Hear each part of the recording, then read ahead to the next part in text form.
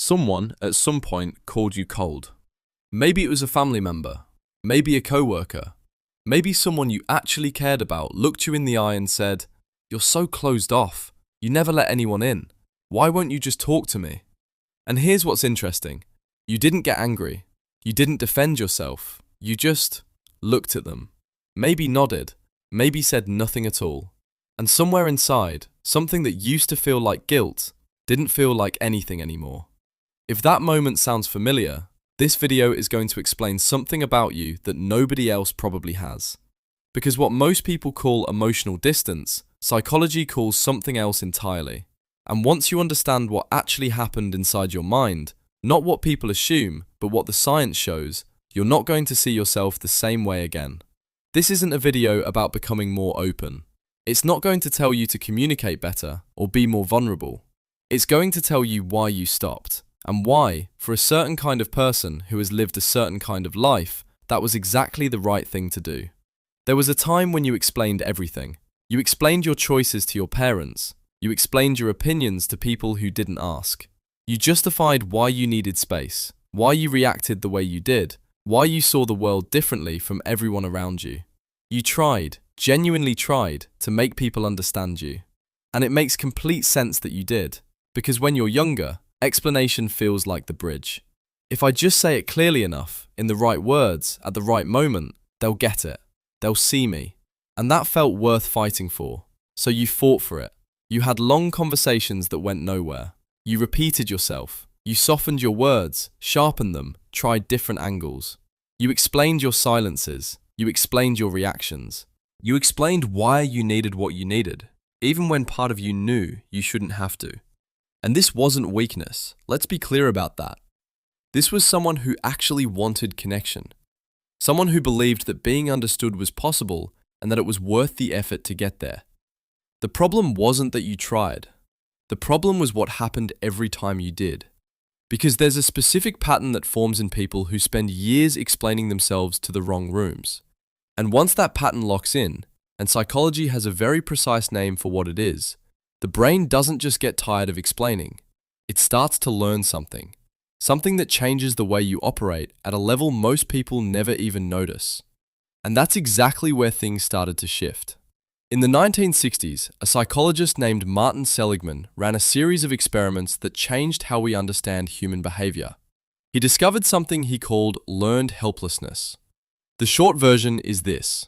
When a living being repeatedly tries to change an outcome and repeatedly fails, it eventually stops trying, even when the situation changes and trying would actually work. It wasn't giving up. It wasn't laziness. It was the brain doing exactly what it's supposed to do, updating its model of reality based on evidence. Now, nobody is saying your life was a psychology experiment, but the mechanism is the same. Every time you explained yourself and weren't heard, your brain logged it.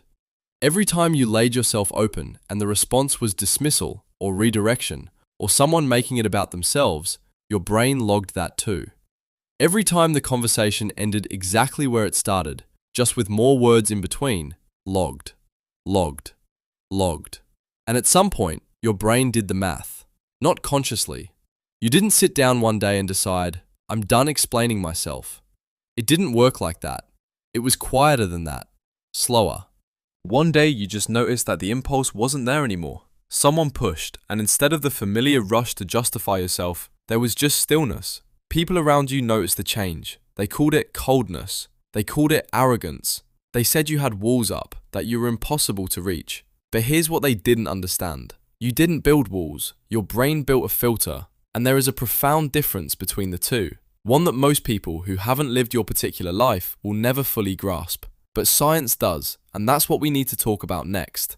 There's a concept in psychology called emotional labor. It was first defined by sociologist Arlie Hochschild, and it describes the mental and emotional effort required to manage your feelings and other people's feelings in social interactions. Most people think of emotional labor as something that happens in extreme situations, difficult conversations, conflict, grief. But research shows it happens constantly, in small doses, every single time you feel the need to explain yourself to someone who isn't really listening. Every justification costs something. Every time you translated your inner world into words and handed it to someone who handed it back unchanged, that was a withdrawal from a finite account. And like any account that gets hit without ever getting refilled, eventually the balance changes. What Gen X tends to have, and this is not a generalization, this is a pattern that shows up consistently in research on people raised in emotionally unsupported environments, is an unusually high sensitivity to what psychologists call futile effort. The brain becomes efficient,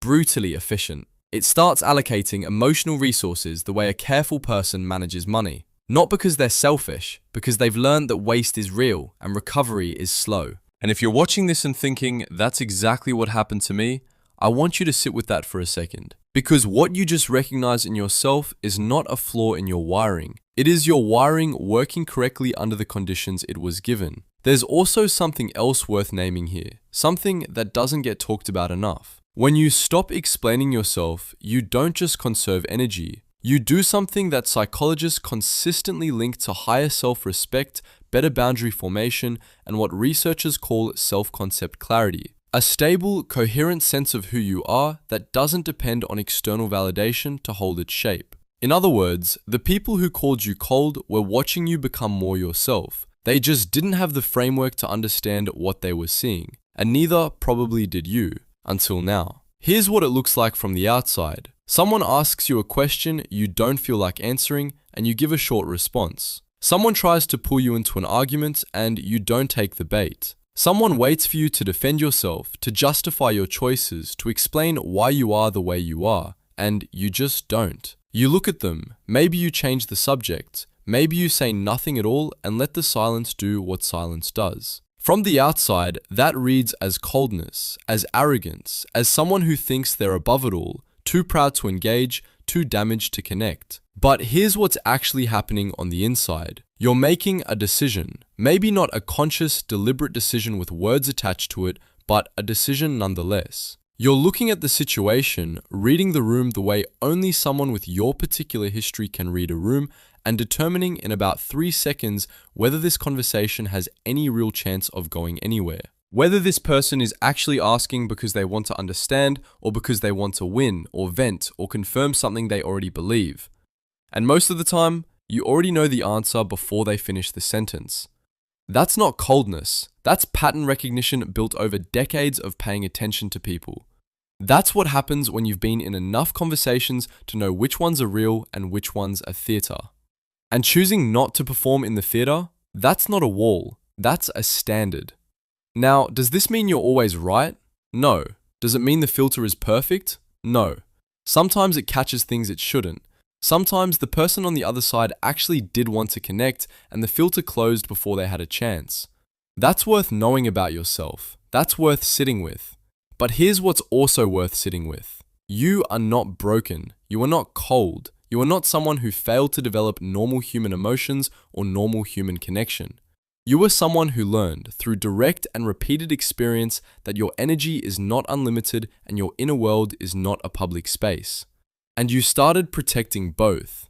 That is not a pathology. That is not something to fix. That is a person who finally, after years of handing themselves over to rooms that gave nothing back, decided that they were worth keeping something for. If this video said something you needed to hear, leave a comment below. Not a long one, just something. Because if you're Gen X and you're watching this, chances are you don't comment much, you don't share much, you don't make a lot of noise about what moves you. But I'd like to know you were here, and I'd like to know what landed. And if someone in your life could use this, someone who's been called cold one too many times for reasons they never quite had the words for, share it with them. Sometimes the most useful thing you can do for a person is hand them a mirror that finally shows them something true.